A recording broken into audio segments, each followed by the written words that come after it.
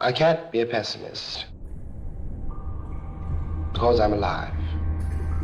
To be a pessimist means that you have agreed that human life is an academic matter. So I'm forced to be an optimist. I'm forced to believe that we can survive whatever we must survive.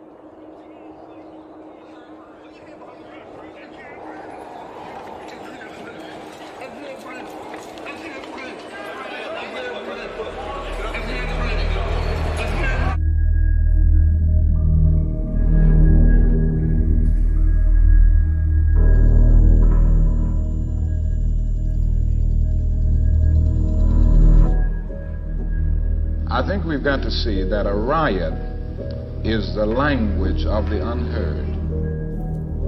And what is it that America has failed to hear? One of saying that we aren't going to wait, that we've got to have our freedom. We've waited too long. We asked 10 years ago. We was asking with the Panthers. We was asking with them, the civil rights movement. We was asking. Now those people that were asking, they're all dead and in jail. So now what do you think we're going to do?